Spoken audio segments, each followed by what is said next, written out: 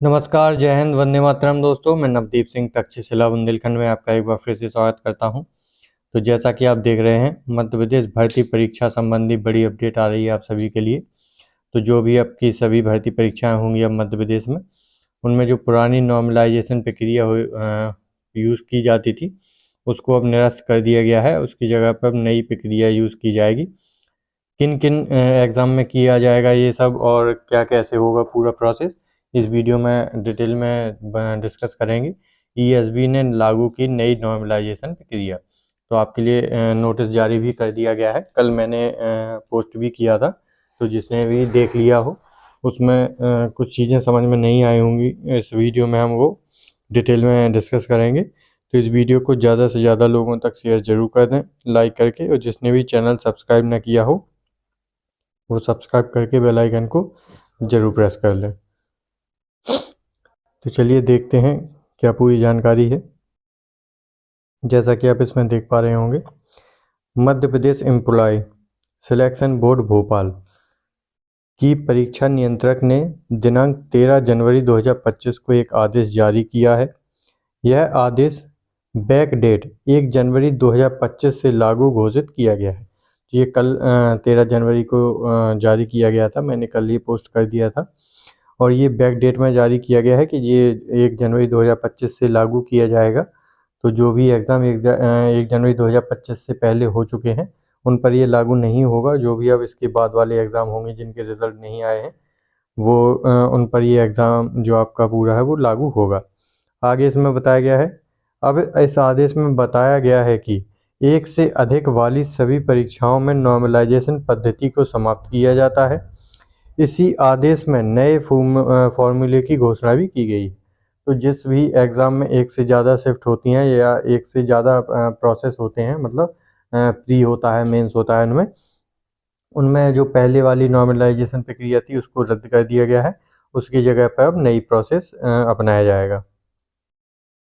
आगे बताया गया इसमें, उल्लेखनीय है कि रिजल्ट के लिए नॉर्मलाइजेशन पद्धति का निर्धारण व्यापक घोटाले के समय किया गया था।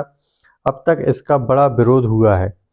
तमाम बदनामी के बाद संस्था का नाम बदलकर प्रोफेशनल एग्जामिनेशन बोर्ड भोपाल कर दिया गया, परंतु रिजल्ट बनाने की पद्धति नहीं बदली। पिछले दिनों जब इस पद्धति के कारण कुछ उम्मीदवारों 100 से अधिक प्राप्तांक मिले तो एक बार फिर उसे सवाल उठाए गए। मंडल वालों ने बात को संभालने की काफ़ी कोशिश की। तो इसमें क्या होता है कि जब भी नॉर्मलाइजेशन प्रक्रिया पहले होती थी तो कुछ अभ्यर्थी ऐसे होते थे जिनके नंबर बढ़ के 100 जो आपका पूर्णांक होता था उससे भी आगे निकल जाते थे, 101 या 102 नंबर तक पहुंच जाते थे। तो इस पर बहुत सा विवाद हुआ था, जिसको लेकर फिर से ये सब हुआ, तो उन पर सवाल उठाए गए।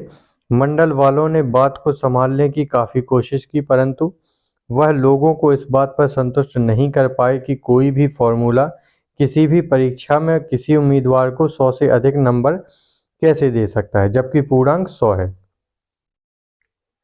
तो उसी के चलते अब नई नॉर्मलाइजेशन प्रक्रिया लागू की गई है। इस आदेश में आप देख सकते हैं ये जारी हुआ है आपका 13/2/2025 को। कल की डेट में ये जारी किया गया था। मध्य प्रदेश कर्मचारी चयन भोपाल मंडल भोपाल। इसमें क्या बताया गया है, मध्य प्रदेश कर्मचारी चयन मंडल द्वारा आयोजित ऑनलाइन परीक्षाएं जिसमें परीक्षा का आयोजन एक से अधिक शिफ्टों में किया जाता है, उन परीक्षाओं में परीक्षा परिणाम नॉर्मलाइजेशन प्रक्रिया, ये जो इसकी डेट वो डली हुई है, भोपाल दिनांक 4/8/2016 को निरस्त करते हुए निम्नानुसार प्रक्रिया को निर्धारित किया जाता है। नंबर 1 पॉइंट है इसमें, जिसमें परीक्षा का आयोजन एक चरण में तथा एक से अधिक पालियों में किया जाता है, अथवा ऐसे पाठ्यक्रम जिनमें से एक से अधिक विषय के प्रश्न पत्र देने वाले आवेदक पत्र होते हैं। ऐसी परीक्षाएं जिनमें परीक्षा का आयोजन बहुचरण में, जैसे कि पुलिस कांस्टेबल रिक्रूटमेंट टेस्ट में प्रथम चरण में ईएसबी द्वारा लिखित परीक्षा का आयोजन एवं संबंधित विभाग द्वारा भौतिक परीक्षण शारीरिक दक्षता परीक्षण का आयोजन किया जाता है। पूरी डिटेल दी गई है इसमें कि जिनमें 2 चरणों में अब अलग अलग जो आपकी पालियों में परीक्षाएं होती हैं उनमें होगा। तो इसमें दिया गया है एक चरणीय सिंगल स्टेज परीक्षा द्वारा एक सूत्र से परीक्षा परिणाम तैयार किया जाएगा, जिसमें एक चरण होता है उसमें इस प्रकार से होगा कि number of candidate in shift, कि एक शिफ्ट में कितने कैंडिडेट होंगे। फिर हैविंग प्रोपोर्शनल स्कोर्स इनटू 100 इसमें दिया जाएगा। इसमें और भी चीज़ें दी गई हैं। ये है एक चरणीय प्रक्रिया द्वारा। और फिर हमको देखना है बहुचरणीय, जिसमें अलग अलग स्टेज में आते हैं, तो उसमें किस प्रकार से इसमें किया जाएगा ये आप देख पा रहे होंगे। स्टेज दिया गया है इसमें, compute the percentile score of the proportional score obtain by the candidates as detailed above.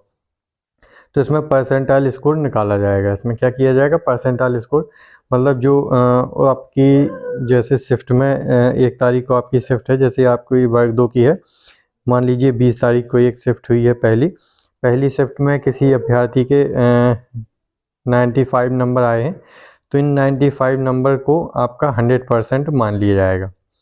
कितना 100% जो इस परसेंटाइल होगा वो 100% होगा इस 95 वाले का। और जिसके मान लीजिए 100 ही आए हैं, मतलब जो टॉपर होगा उसके जो परसेंट है उसको 100 मान लिया जाएगा। इसी के आधार पर आपके जो परसेंटाइल निकाला जाएगा।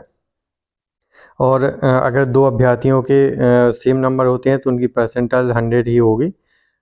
इस प्रकार से परसेंटाइल स्कोर के आधार पर आपका ये किया जाएगा। तो इस प्रकार से इसको कैलकुलेट करके आपकी ये जो दी गई है, इसमें हर चीज़ अलग दी गई है कि ZY क्या है, स्टेप 3 ऐसे ऐसे ये सब निकाला जाएगा।